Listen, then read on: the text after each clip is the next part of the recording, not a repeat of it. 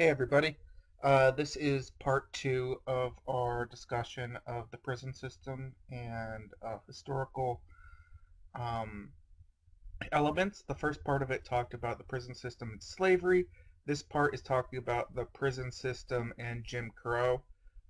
This lecture is a lot shorter than the prison lecture, and probably the main reason I created this second one and didn't make it one lecture is because the lecture on the prison system on slavery was really long. Uh, so this one probably could be its own. But additionally, the same trigger warning applies as did with the prison system. We're going to be talking about some really ugly racist things. So to continue our conversation on the Civil War and the abolition of slavery, after the Civil War and emancipation, the Alabama prison population, which is these things happened in other states other than just Alabama, right? But we actually have like the figures from that. We have records, so we use this as an example. The Alabama prison population went from being 99% white to being overwhelmingly black. Now, the reason it was 99% white before is that there were almost no free black people, right? So you can't put people in prison who aren't free. You just throw them back in the plantations. So that's why it was 99%. But then, um, just amazingly, it became overwhelmingly black, right? And prisons in other deep South states saw a similar shift in demographics. Historically, sociologically, the main reasoning for this and the major accounting for this phenomena is Jim Crow laws. These were laws that put newly freed slaves effectively right back into captivity and into prisons. And the question that should be coming to your mind right now was like, well, how did those laws do it? Well, here's how they did it. In the 1890s, sorry, um, Jim Crow laws were put into place. These could have also been known as the Black Code laws. Um, and the name Jim Crow was a general term for a poor black entertainer. He was both a fictional character and kind of a quote friendly slur against black people.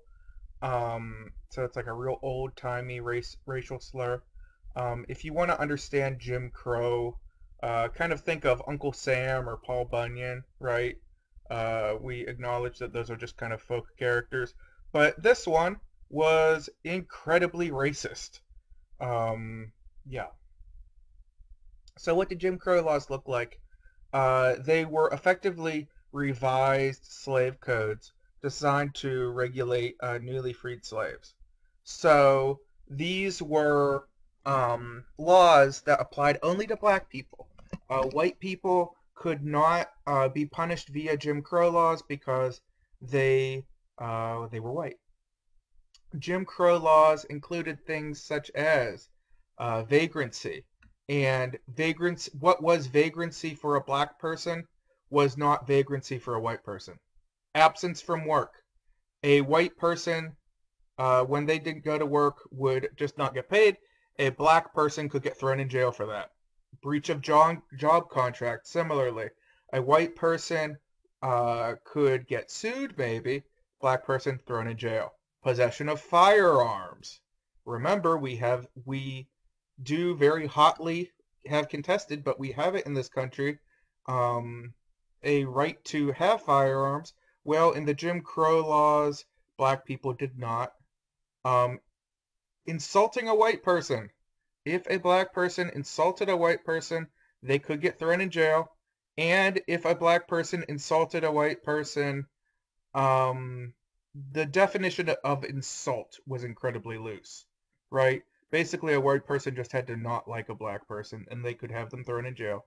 And any criminal offense, when the offender was black, could potentially fall under Jim Crow laws, effectively having the punishment be dramatically more severe.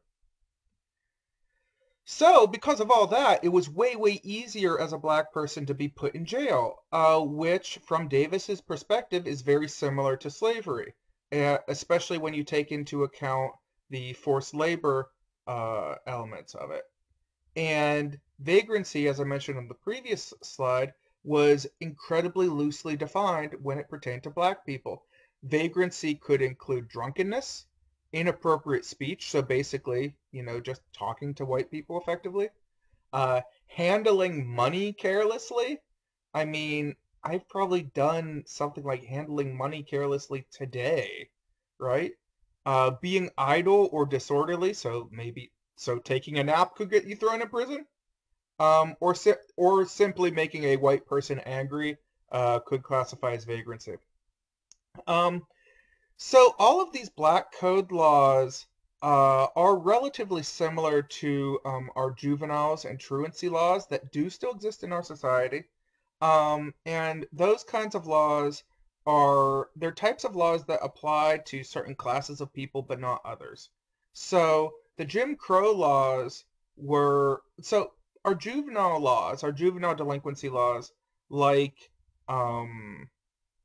say laws having to do with not going to school or being out past curfew or something like that, those only apply to minors, right? They only apply to people uh, 17 and under, right?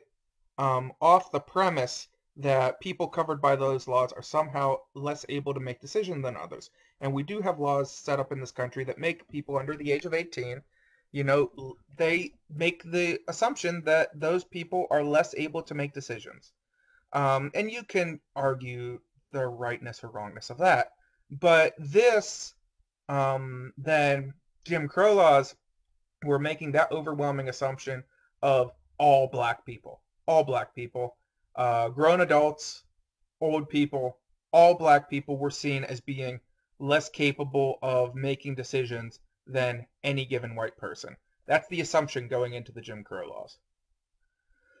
Also, during this era, entertainment was incredibly racist. Um, you can see also minstrel shows. So that character in the middle, that's a white person, drawn up to look like a caricature of a white person, of a black person. He is depicting, if not Jim Crow, a similar kind of character. We saw this in relatively recent, I believe Dumbo came out in the 50s. Um, those crows in Dumbo are very thinly veiled black caricatures of perceptions of black people at the time. The fact that they're crows is kind of a cute little play on words that I'm sure people of the time thought were hilariously racist. Um, and also, Song of the South. If you're not familiar with it, Song of the South is where the song Zippity Doo Dah comes from. You can do a little bit of internet searching there. And Song of the South is a Disney movie that took place in I don't remember what it's called, a mythical time of long ago when things were just great and beautiful. And there's a heavy connotation that things were much better when people were enslaved. That's the big problem with Song of the South. It's really a horrendous artifact. And we see things like, and please, I hate to use this word, but games like Hit the Nigger Baby, and it was also called African Dodger. Um, that you see that picture isn't too perfect. That large dark hole in the middle, a black person would be hired to stick his face in there, and people would try to hit him in the face with baseballs. That is the brutal nature of racism in this country. That was a good fun time in many parts of this country in the 20th century. It's reprehensible. And all of these contributed to the perception and the continuation and the perception that black people were somehow less than human, that they were somehow other, that we needed Jim Crow laws to keep these dangerous, not humans in check. And Davis makes the argument that that continued over into the structuring of the prison system. So yeah, these are very troubling things and to keep in mind. And they're also things to keep in mind that these are part of our national history. Okay, let us continue these conversations on the discussion boards.